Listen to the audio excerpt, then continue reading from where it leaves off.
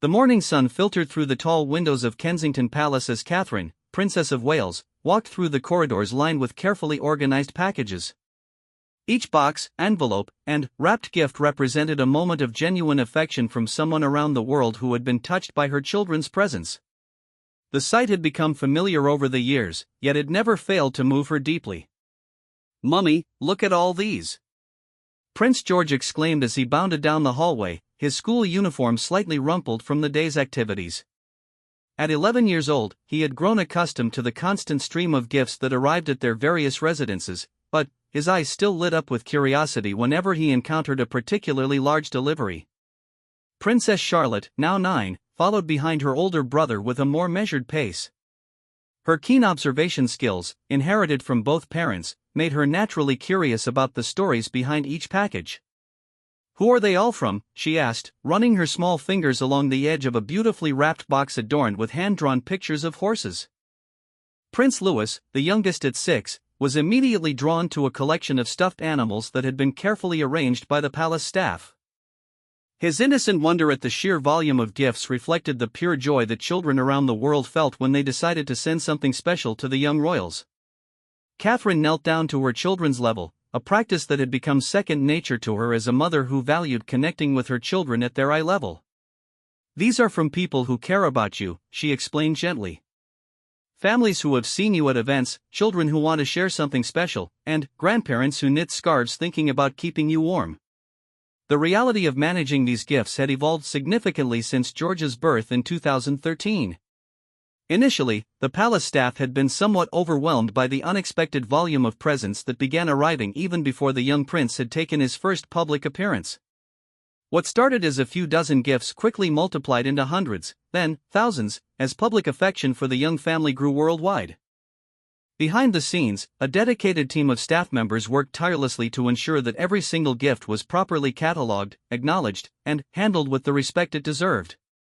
Mrs. Eleanor Hartwell, who had been with the royal household for over 2 decades, had taken on the primary responsibility of coordinating the gift management process. Her approach combined efficiency with genuine appreciation for the sentiment behind each present. "Every gift tells a story," Mrs. Hartwell often reminded her team during their daily briefings. Whether it's a hand-knitted sweater from a grandmother in Scotland or a drawing from a 6-year-old in Australia, each one represents someone taking time from their life to think about these children. The process began each morning at 7 o'clock sharp. The overnight deliveries would be sorted by type, origin, and apparent content. Gifts that appeared handmade received special attention, as these often contained personal notes or represented significant time investment from the sender. Store-bought items were treated with equal respect, understanding that the decision to purchase something specifically for the royal children still represented genuine thoughtfulness. Security protocols required that every gift undergo thorough screening before it could be brought into the family's living spaces. This process, while necessary, was conducted with remarkable care to ensure that delicate items remained intact and that the original packaging was preserved whenever possible.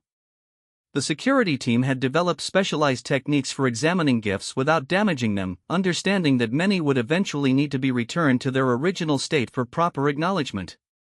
One particularly touching example involved a series of books that had been sent by a children's library in Wales.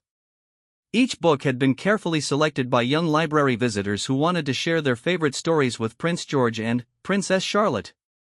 The accompanying letter, written in careful child's handwriting, explained that the children had voted on which books they thought the royal children would enjoy most. The thoughtfulness behind the selection process moved the palace staff tremendously.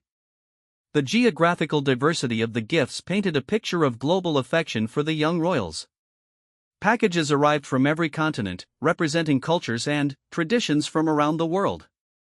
A set of traditional drums from a music school in Kenya arrived on the same day as hand-carved wooden toys from Norway and a collection of picture books written in Aboriginal languages from Australia. Each gift offered a window into different communities and their desire to share their cultural heritage with the royal children. Letters accompanying the gifts often provided insight into why people felt compelled to send presents to children they had never met personally. Many writers described feeling a connection to the family through their public appearances, noting how the children's natural behavior and obvious happiness together had brought joy to their own lives. Others wrote about traditions in their own families of sending gifts to people they admired or respected. One particularly moving letter came from an elderly woman in Canada who had been knitting scarves for the royal children since George was born. She wrote about how the process of creating something beautiful with her hands while thinking about the children had helped her through a difficult period following her husband's death. The act of giving, she explained, had become a source of comfort and purpose in her daily routine. The variety of gifts reflected the broad appeal of the young royals across different age groups and backgrounds. Handmade items ranged from simple drawings created by preschoolers to sophisticated woodwork crafted by skilled artisans. Educational toys arrived alongside sports equipment, books came with musical instruments, and traditional crafts were paired with modern technology designed for children. Religious items also formed a significant portion of the gifts, representing the spiritual hopes and blessings that people around the world wanted to share with the royal family. These ranged from simple prayer cards to elaborately crafted religious artifacts, each chosen with the intention of providing protection and guidance for the children as they grew up in the public eye. The challenge of responding to this overwhelming generosity had required the development of sophisticated systems and protocols. The palace had established relationships with various charitable organizations that could benefit from gifts that the royal children could not personally keep. This solution allowed the spirit of generosity to continue flowing while ensuring that the gifts served a meaningful purpose. However, certain gifts held special significance that made them impossible to redistribute. Items that were clearly made by hand, especially those created by children, received particular attention. The palace maintained detailed records of these gifts, including photographs and descriptions that could be referenced in the future. This documentation served both practical and sentimental purposes, creating a permanent record of the public's affection for the royal children. The impact of this gift-giving phenomenon extended beyond the royal family itself. Many of the charitable organizations that received redistributed gifts reported that these donations had significantly enhanced their ability to serve children in need. Toys that had been intended for the royal children often ended up bringing joy to young patients in hospitals, children in foster care, or families facing economic difficulties. The educational value of the gifts also provided unexpected benefits for George, Charlotte, and Louis. Exposure to items from different cultures and traditions offered natural opportunities for learning about the world beyond their immediate experience. Books in different languages, traditional games from various countries, and cultural artifacts sparked conversations about geography, history, and the diversity of human experience. Catherine and William had made conscious decisions about how to help their children understand and appreciate this global outpouring of affection. They regularly discussed the gifts with the children, reading letters together when appropriate and explaining the thought and care that went into each present. This approach helped the children develop an appreciation for the kindness of others while understanding their unique position in the world. The seasonal variations in gift-giving patterns revealed interesting insights into how people around the world thought about the royal children throughout the year. Christmas naturally brought the largest volume of packages, but birthdays, Easter, and even the first day of school generated significant increases in gift deliveries. These patterns reflected how closely the public followed the children's milestones and wanted to participate in their important moments. International events and royal engagements also influenced gift-giving patterns. When the family visited a particular country, gifts from that region would increase significantly in the weeks following their departure.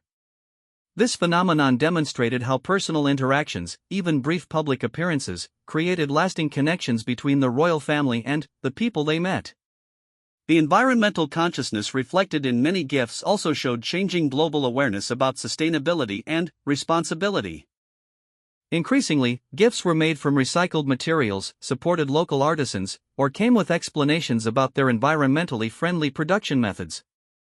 This trend reflected broader social changes while providing opportunities for the royal children to learn about environmental stewardship. The afternoon light cast long shadows across the offices where Mrs. Hartwell and her team worked diligently to process the ever-growing collection of gifts. What many people didn't realize was that the journey of each present extended far beyond its arrival at the palace gates. The systematic approach that had been developed over the years represented a careful balance between security requirements, practical limitations, and genuine respect for the generosity behind each gift. Sarah Collins, a junior member of the gift management team, had joined the palace staff 18 months earlier with a background in charitable work. Her first day had been overwhelming as she witnessed the sheer scale of the operation required to handle the constant stream of packages. "I had no idea," she confided to her colleague during a coffee break. "I thought maybe a few dozen gifts would arrive each week. I never imagined anything like this." The reality was that hundreds of gifts arrived each month, with numbers spiking dramatically during special occasions. The Christmas season of the previous year had seen over 2,000 packages delivered in December alone. Each required individual attention, proper documentation, and careful consideration of its ultimate destination. The sorting process had been refined through years of experience. Gifts were initially categorized by type: handmade items, books, toys, clothing, food items, religious artifacts, and miscellaneous. Within each category, further subdivisions helped determine the appropriate handling procedure. Handmade items created by children received the highest priority for personal acknowledgement, while commercial items followed different protocols.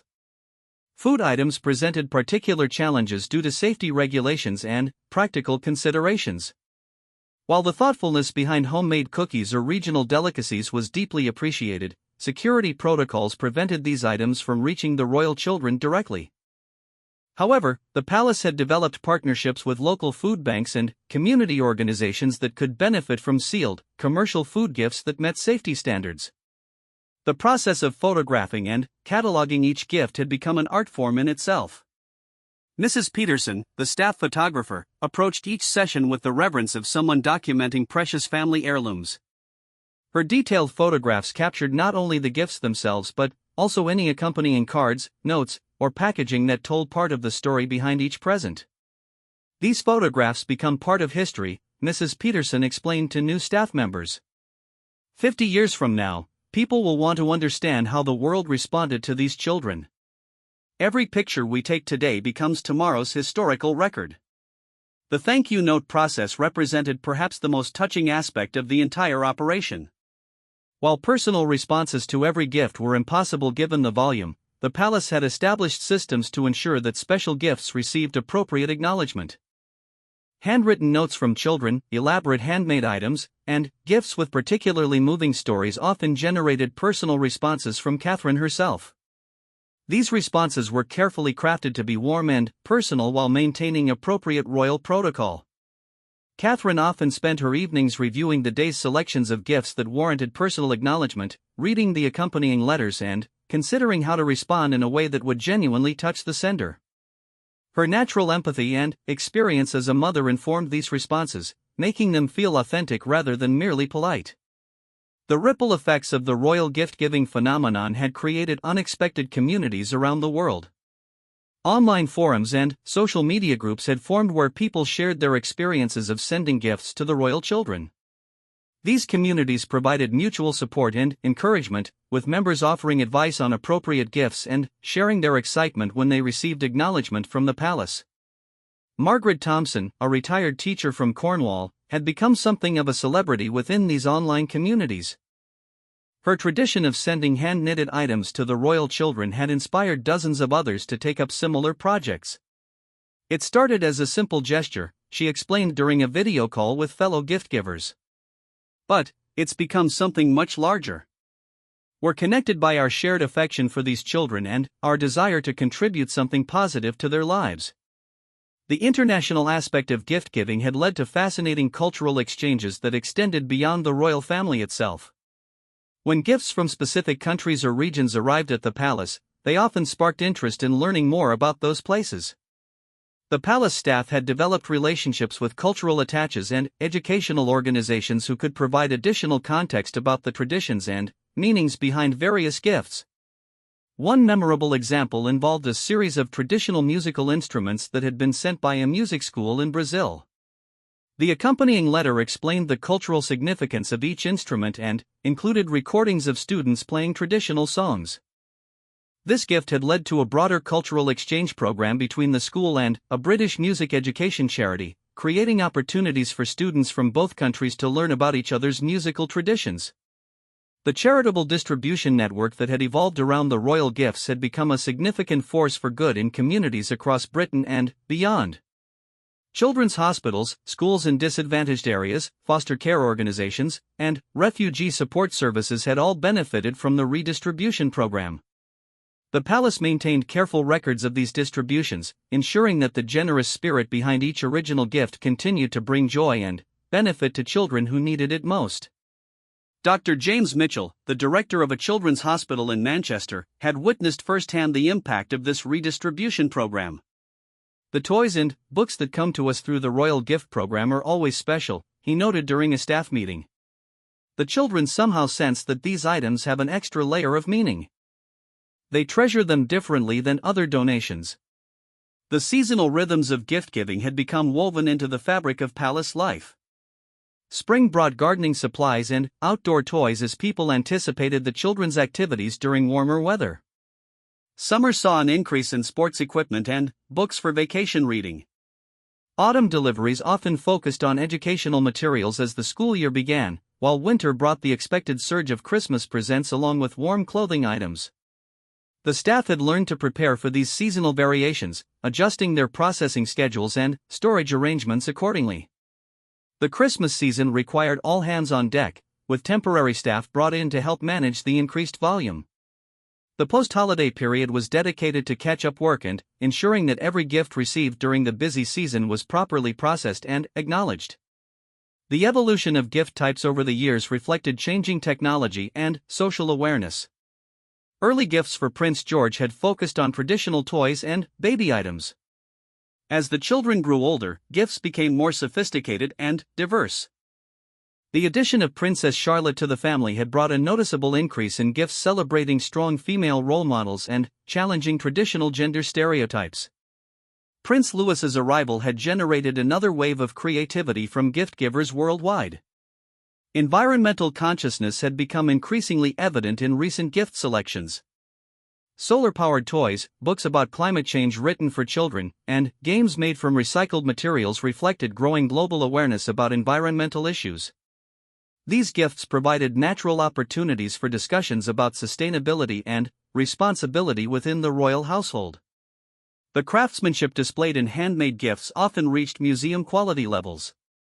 Skilled artisans from around the world had created elaborate works specifically for the royal children, treating their creations as opportunities to showcase traditional techniques and cultural heritage. A hand-carved wooden rocking horse from Germany, an intricate tapestry from Ireland, and a set of painted pottery from Mexico represented just a small sample of the artistic treasures that had been created with love and skill. The educational component of many gifts had not gone unnoticed by Catherine and William, who were always seeking ways to enrich their children's learning experiences. Scientific experiment kits, historical artifacts, and cultural items from around the world provided hands-on learning opportunities that complemented the children's formal education. Language learning materials formed another significant category of gifts. Books, games, and audio materials in dozens of different languages had been sent by people hoping to support the children's multilingual development. These gifts reflected both practical considerations about the children's future roles and genuine cultural pride from gift-givers wanting to share their linguistic heritage. The religious and spiritual dimensions of many gifts spoke to deep hopes and blessings that people around the world wanted to share with the royal family. Prayer books from various faiths, protective amulets from different cultures, and handmade religious artwork reflected the universal human desire to offer spiritual support and protection to children, especially those growing up in the public eye. The palace chaplaincy had been consulted about how to handle religious gifts appropriately, ensuring that items from different faith traditions were treated with proper respect while maintaining the royal family's religious commitments. This careful balance demonstrated the thoughtful consideration given to every aspect of gift management. Technology gifts had evolved significantly over the years, reflecting rapid changes in what was considered appropriate and beneficial for children. Educational tablets, coding games, and robotics kits represented modern approaches to childhood development, while traditional items like wooden toys and musical instruments maintained their enduring appeal. The palace had established guidelines for technology gifts that considered both security implications and developmental appropriateness. While the thoughtfulness behind these modern gifts was appreciated, practical considerations often meant that technology items were redirected to educational organizations where they could benefit multiple children while meeting security requirements. The emotional connections forged through gift-giving had created bonds that transcended geographical boundaries and cultural differences. In a small village in Kenya, 8-year-old Amara carefully selected colored pencils from her school's art supplies, determined to create the perfect drawing for Princess Charlotte. Half a world away, an elderly man in Tokyo spent weeks folding intricate origami animals, each one representing a different wish for the happiness and health of the young British royals. These stories multiplied across continents, each representing a unique human connection sparked by the public appearances and genuine warmth displayed by George, Charlotte, and Louis. The children's natural behavior during official engagements had touched hearts worldwide, inspiring people to reach out with tangible expressions of their affection and support. In the palace gift processing room, Mrs. Hartwell often found herself moved to tears by the letters that accompanied packages. One particularly touching correspondence had arrived from a group of children at a school for the visually impaired in Australia.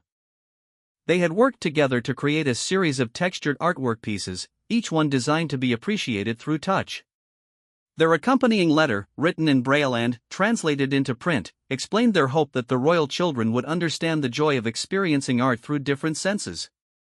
The global reach of these gestures had created unexpected diplomatic bridges. When a traditional craft item arrived from a particular region, it often sparked interest in learning more about that area's culture and current circumstances.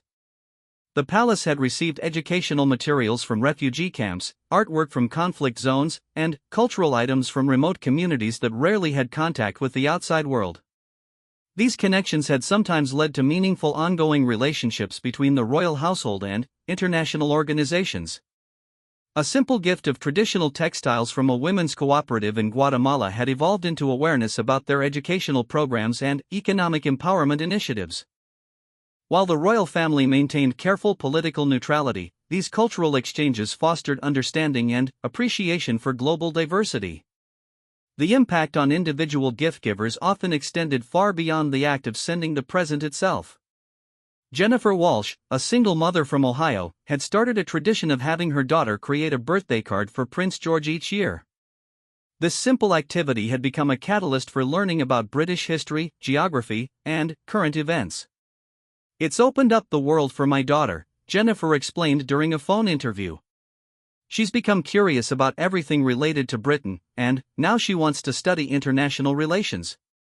The therapeutic value of gift-giving for some contributors had become an unexpected benefit of the phenomenon.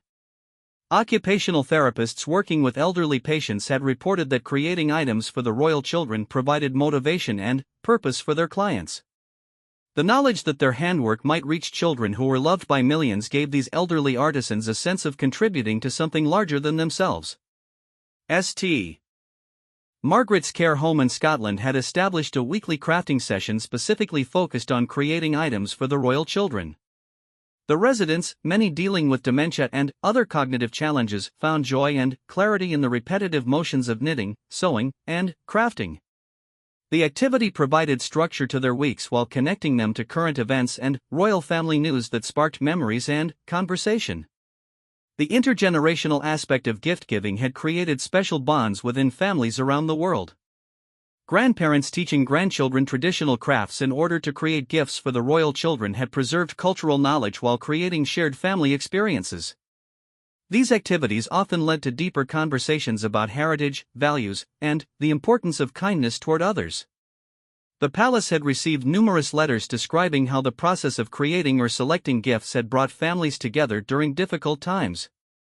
One grandmother wrote about how teaching her granddaughter to knit a scarf for Princess Charlotte had provided them with hours of conversation during the girl's parents' divorce. Another family described how working together on a woodworking project for Prince Louis had helped them cope with unemployment stress. International schools had incorporated royal gift projects into their curriculum as ways to teach students about British culture while developing their creative and communication skills. Students researched appropriate gifts, learned about royal protocols, and practiced formal letter writing as part of comprehensive educational experiences. These projects often connected to broader lessons about citizenship, cultural exchange, and international relationships.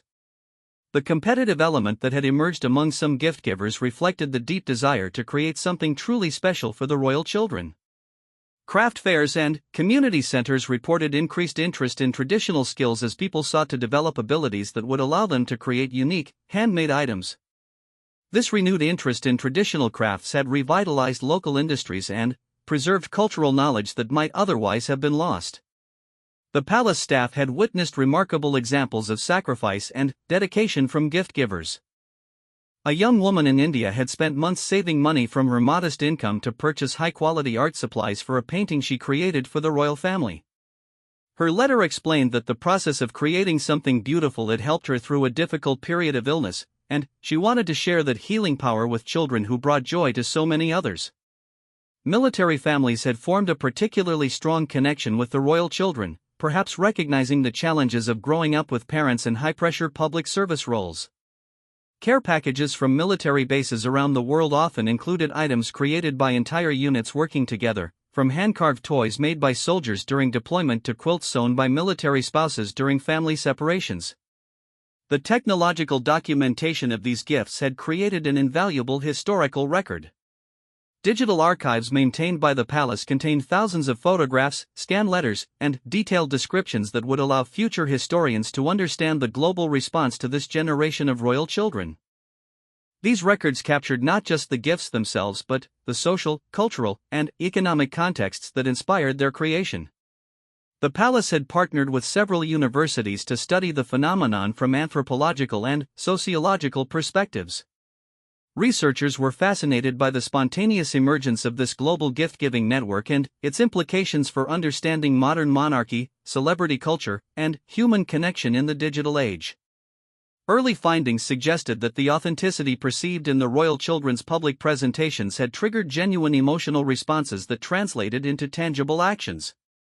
Regional variations in gift-giving patterns revealed interesting cultural insights. Scandinavian contributors often sent items related to outdoor activities and nature exploration, reflecting cultural values around environmental connection and active lifestyles. Mediterranean countries frequently sent food-related items, despite knowing they couldn't be consumed, as expressions of hospitality and care through nourishment. Asian contributors often focused on educational items and symbols of good fortune, reflecting cultural emphases on learning and prosperity. African gifts frequently included musical instruments and traditional textiles, showcasing rich cultural heritage and artistic traditions. These patterns provided windows into how different cultures expressed care and hoped to share their values with the royal children. The seasonal preparation required for managing gift volumes had become a sophisticated operation. The palace staff began preparing for Christmas deliveries in October, expanding temporary storage facilities and recruiting additional volunteer help.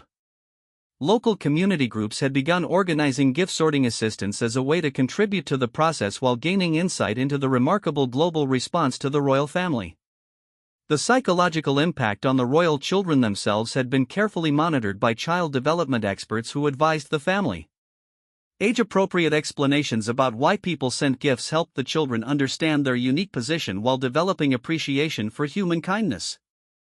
The children were regularly involved in selecting gifts for charitable distribution, teaching them about sharing and the responsibility that came with their privileged position.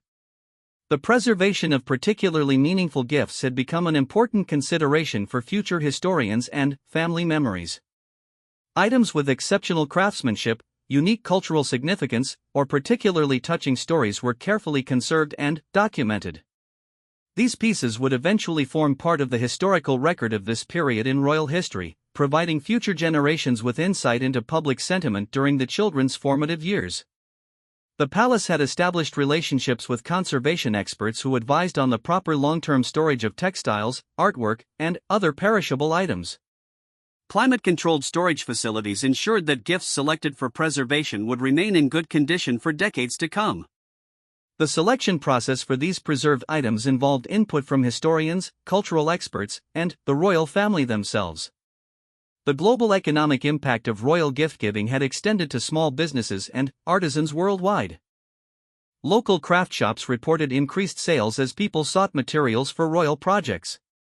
Traditional skill classes saw enrollment surges as individuals wanted to learn techniques that would allow them to create appropriate gifts.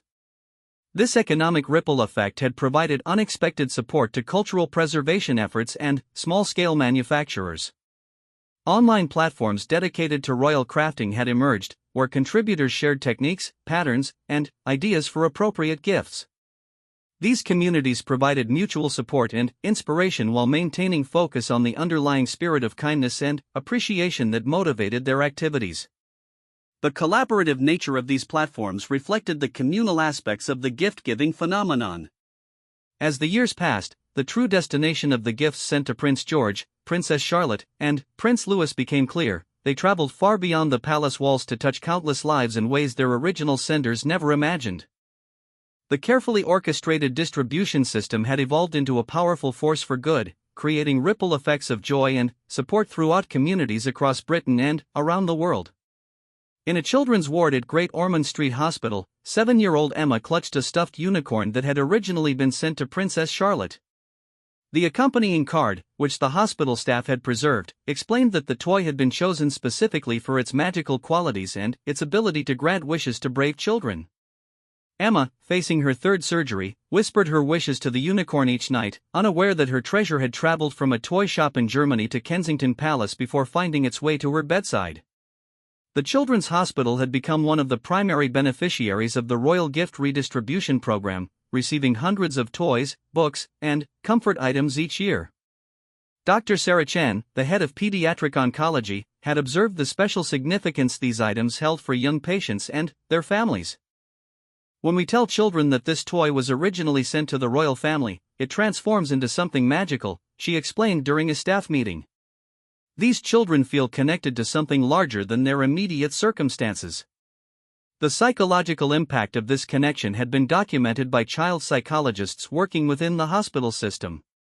Children who received gifts with royal provenance showed measurably improved mood and engagement during treatment. The knowledge that their toys had been chosen with love and care for other children created a sense of belonging and specialness that enhanced their resilience during difficult medical procedures. Foster care organizations across the country had also become major recipients of redistributed royal gifts. Social worker Michael Roberts had witnessed firsthand how these special presents could impact children who had experienced trauma and displacement. When a child in foster care receives a gift that was originally intended for Prince George or Princess Charlotte, it sends a powerful message about their worth and value, he observed. These children often struggle with feelings of abandonment, but receiving something so special helps them feel seen and valued. The Sunrise Children's Home in Manchester had established a special ceremony for presenting royal gifts to new residents. The monthly Royal Gift Day had become a highlight for children in care, providing them with tangible symbols of hope and connection to the broader community. The ceremony helped new arrivals feel welcomed while reinforcing positive messages about their potential and worth. Educational impact had emerged as another significant outcome of the gift distribution program.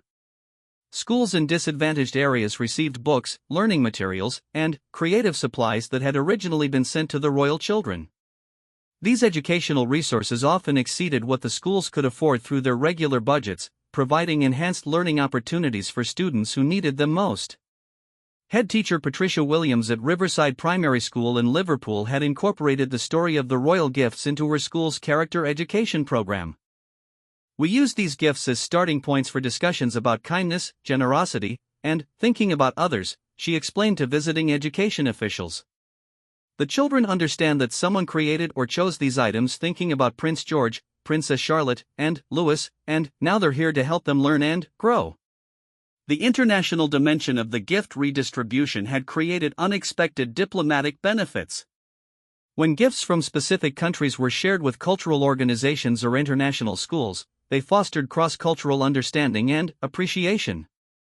A set of traditional Japanese games that had been sent to the royal children eventually found its way to a multicultural community center in Birmingham, where they became the centerpiece of cultural celebration events that brought diverse communities together.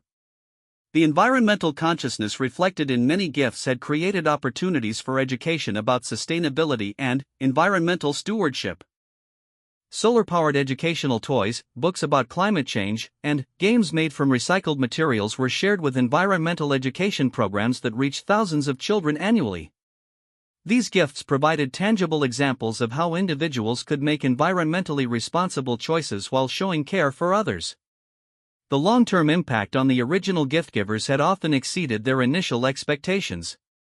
Many contributors had maintained correspondence with the charitable organizations that ultimately received their gifts, creating ongoing relationships that enriched their lives and expanded their understanding of social needs. Some had become regular volunteers or donors to these organizations, extending their original gesture of kindness into sustained community involvement. Margaret Thompson, the elderly woman from Cornwall who had begun knitting scarves for the royal children, had become a mentor to other crafters interested in charitable giving. Her simple gesture had evolved into a network of dozens of skilled knitters who created hundreds of items annually for various charitable causes. The royal gift tradition had awakened a broader passion for service that transformed her retirement years. The digital age had enabled new forms of connection between gift givers and ultimate recipients. Social media platforms allowed charitable organizations to share photos and stories of children enjoying gifts that had been originally intended for the royal family, creating full-circle moments of joy for the original contributors. These connections reinforced the positive impacts of generosity while inspiring others to participate in similar acts of kindness. The palace had carefully documented success stories from the gift distribution program, creating a comprehensive record of positive outcomes that justified the significant resources required to manage the system. Annual reports detailed the number of children served, types of organizations supported, and measured impacts on beneficiaries. These records provided evidence of the program's value while informing continuous improvements to distribution strategies. The system's efficiency had improved dramatically over the years as staff gained experience and developed streamlined processes. What had begun as an overwhelming challenge had evolved into a well-coordinated operation that maximized the benefit from each gift while maintaining the respect and appreciation due to every contributor. The learning curve had been steep, but the outcomes validated the effort invested in creating effective systems. Quality control measures ensured that only items in excellent condition reached their final destinations. Gifts showing any signs of damage during handling were either professionally restored or respectfully retired from the program. This attention to quality reflected the palace's commitment to honoring both the original gift giver's intentions and the dignity of the ultimate recipients. The training provided to charitable partners emphasized the importance of sharing the stories behind the gifts when appropriate. Children and families who received these items learned about the global network of care and kindness that had made their gifts possible. These stories reinforced positive messages about human goodness while helping recipients understand their connections to a broader community of caring individuals. Seasonal coordination with charitable partners ensured that gifts reached recipients when they would be most meaningful. Christmas presents arrived in time for holiday celebrations, educational materials were distributed before new school terms, and comfort items reached hospitals and care facilities when children needed them most. This timing consideration maximized the emotional impact while demonstrating thoughtful planning. The preservation of exceptional gifts for historical purposes had created a valuable archive documenting this unique period in royal history. Future historians would have access to thousands of artifacts representing global sentiment toward the royal children during their formative years. These preserved items would serve as primary sources for understanding public attitudes, international relationships, and cultural values during the early 21st century. The children's understanding of their unique position had been carefully nurtured through age-appropriate involvement in the gift distribution process. George, Charlotte, and Louis had participated in selecting items for charitable distribution, visiting recipient organizations, and writing thank you messages to particularly meaningful contributors. These experiences taught them about responsibility, gratitude, and the power of individual kindness to create positive change. The global impact of the royal gift phenomenon had demonstrated the enduring human desire to connect with and care for children, especially those seen as vulnerable or special. The spontaneous emergence of this worldwide network of care reflected deep-seated values about protecting and nurturing the young, transcending cultural and national boundaries. The economic ripple effects had supported countless small businesses, artisans, and local economies around the world. The demand for appropriate royal gifts had boosted sales of handmade items, traditional crafts, and locally produced goods. This economic impact extended far beyond the immediate gift-giving community to include suppliers, shipping companies, and packaging manufacturers.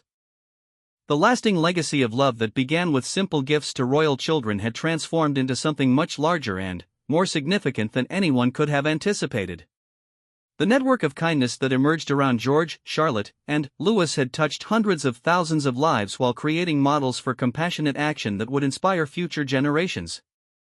The children themselves, now older and more aware of their public roles, carried forward the lessons learned from witnessing this global outpouring of affection. Their understanding of human kindness, cultural diversity, and social responsibility had been shaped by exposure to gifts representing the hopes and dreams of people worldwide. These early experiences would undoubtedly influence their approach to their future roles and responsibilities. The gift-giving phenomenon had evolved from individual acts of kindness into a systematic force for good that would continue long into the future. The infrastructure, relationships, and understanding developed through managing these gifts created a sustainable model for channeling public affection into positive social impact. As each package was opened, catalogued, and given new purpose, the original intention of bringing joy to royal children was multiplied many times over. The true answer to what happened to the gifts given to Prince George, Princess Charlotte, and Prince Louis was that they became seeds of kindness that grew into forests of hope, touching lives in ways that their senders could never have imagined but would surely have celebrated.